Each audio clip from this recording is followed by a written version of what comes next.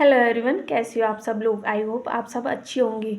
तो हम पिछली वीडियोस में डोमेन ऑफ डेवलपमेंट यानी विकास के आयाम के बारे में जान चुके हैं, जिसमें पहला आयाम था सामाजिक सांवेगिक सिद्धांत। इसी में आज हम दूसरे आयाम के बारे में जानेंगे, जो है नैतिक विकास का सिद्धांत। तो चलिए शुरू करते हैं आज की वीडियो। नैतिक विकास के सिद्धांत को हम डिटेल से जानेंगे, इसलिए वीडियो में अंत तक बने रहिएगा। नैतिक विकास का सिद्धांत वैसे तो कई साइंटिस्ट, कई वैज्ञानिकों के द्वारा दिया गया था, लेकिन जो सबसे ज़्यादा फेमस हुआ, सबसे ज़्यादा माना गया था, वो माना गया था लॉरेंस कोहलरबर्ग का। नैतिक या नैतिकता, इसको इंग्लिश में कहते हैं मोरल और मोरलिटी। मोरल शब्द से लिया गया है, जिसका अर्थ है शिष्टाचार और आदतें। सरल शब्दों में समझें तो नैतिकता का अर्थ है सही और गलत के बारे में जानकारी या समझ का होना। इसमें नैतिक व्यवहार, नैतिक तर्क और नैतिक निर्णय शामिल हैं। नैतिक व्यवहार नैतिक रूप से सही कार्य करने के लिए प्रेरित करता है। नैतिक तर्क सही और गलत का संदर्भित करता है, यानी नैतिक तर्क में क्या सही है और क्या गलत है, ये निर्णय लेने में सहायता करता है। नैतिक विकास को हम अगर और भी सरल शब्दों में समझें तो जैसे बच्चा होता है, छोटा होता है, उससे वो चोरी करता है तो हम उसे क्या सिखाते हैं, बेटा चोरी नहीं करनी चाहिए। क्यों? क्योंकि ये सही नहीं है, ये गलत है। यानी हम उसका नैतिक विकास कर रहे हैं, उन्हें नैतिक चीज़ें समझा रहे हैं कि क्या गलत है और क्या सही है। जैसे रोड पर लाइट्स लगी होती हैं, red light, green light, yellow light. तो रेड लाइट को हमें क्रॉस नहीं करना होता है, तो ये बच्चों को सिखाया जाता है कि बेटा रेड लाइट को क्रॉस नहीं करना है। यानी जब रेड लाइट ऑन हो तो हमें रोड को क्रॉस नहीं करना है। तो ये नैतिक चीज़ें बच्चों को सिखाई जाती हैं, इसी से होता है नैतिक विकास। वैसे तो कई सारे वैज्ञानिकों ने नैतिक विकास के बारे में अपनी अपनी अवधारणाएं दी हैं, लेकिन जो हम जानेंगे वो जानेंगे पियाजे द्वारा दी गई अवस्थाओं के बारे में और कोहलरबर्ग के द्वारा दी गई अवस्थाओं के बारे में। पियाजे ने नैतिक विकास की 2 अवस्थाओं के बारे में बताया है, जिसमें से नंबर 1 पर आती है हिट्रोनोमस यानी नियम पालन की नैतिकता। बच्चों का मानना होता है कि नियम सार्वभौमिक हैं और इन्हें किसी बाहरी व्यक्ति द्वारा बनाया गया है। मतलब बच्चे छोटे होते हैं तब वो मानते हैं कि ये जो नियम हैं उन्हें हम सभी को मानना ही पड़ेगा। ये किसी और के द्वारा बनाए गए हैं, जिन्हें बदला नहीं जा सकता। अगर नहीं मानोगे, इन नियमों पर नहीं चलोगे तो आपको दंड मिलेगा। हिट्रोनोमियस में बच्चा ऐसा मानता है, क्योंकि बच्चे नैतिक विकास की इस अवस्था में मानते हैं कि जो नियम है वो अपरिवर्तनशील है, यानी नियमों को बदला नहीं जा सकता।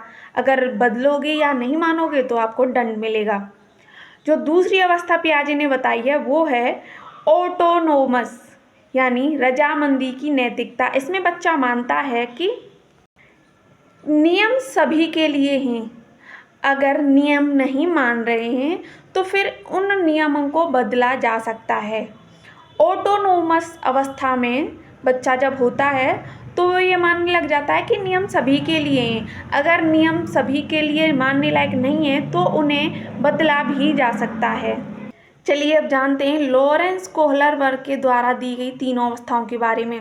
जो 3 अवस्थाएं वो हैं पूर्व पारंपरिक नैतिकता यानी प्री कॉन्वेंशनल मोरालिटी, दूसरी है पारंपरिक नैतिकता यानी कॉन्वेंशनल मोरालिटी, तीसरी है उत्तर पारंपरिक नैतिकता यानी पोस्ट कॉन्वेंशनल मोरालिटी।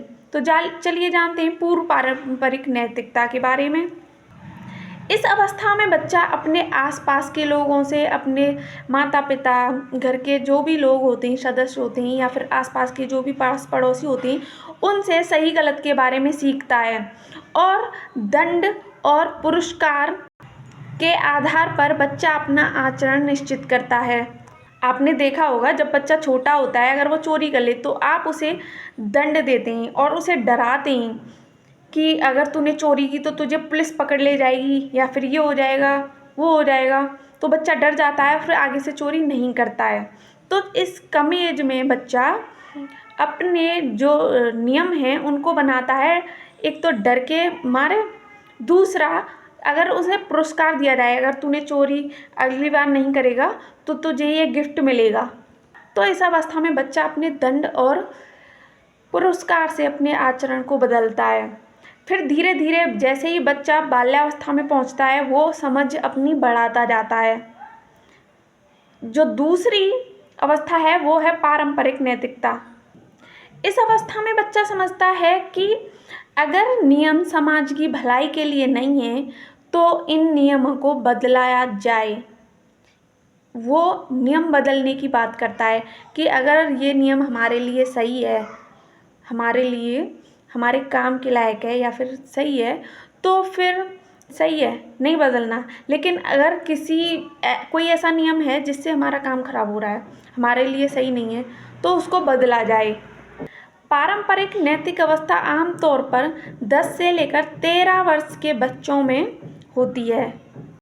चलिए चलते हैं अगली अवस्था पर, जो है उत्तर पारंपरिक अवस्था। इस अवस्था में बच्चा किसी और के द्वारा बनाए गए नियमों के पर ध्यान नहीं देता, वो उन नियमों को नहीं मानता। जब बच्चा किशोर अवस्था में आ जाता है, वो खुद के द्वारा बनाए हुए नियम जो उसके लिए सही हैं, उसके लिए सही काम आ रहे हैं, उनसे वो जो चाह रहा है वो कर सकता है, तो उसके अनुसार चलता है। इस अवस्था में बच्चा अपनी आत्मा की आवाज़ सुनता है। आपने देखा होगा जब बच्चा किशोर अवस्था में होता है, न कि वो प्रौढ़ होता है, और या तो बच्चा छोटा होता है, 10 से कम साल का होता है, तब हमारी बात मान लेता है, या फिर 20 और 25 के बाद बच्चा आपकी बात मानता है। 12-13 साल और 25 से पहले के जो बच्चे होते हैं वो खुद के नियम बनाते हैं। उनसे आप कुछ भी कह लो, वो आपकी बात नहीं मानेंगे, क्योंकि वो अपने नियम खुद बनाते हैं। आई होप नैतिक विकास का सिद्धांत मैंने अच्छे से समझाया होगा। अगर कुछ भी गलत लग रहा है तो आप कमेंट करके बता सकते हैं। धन्यवाद।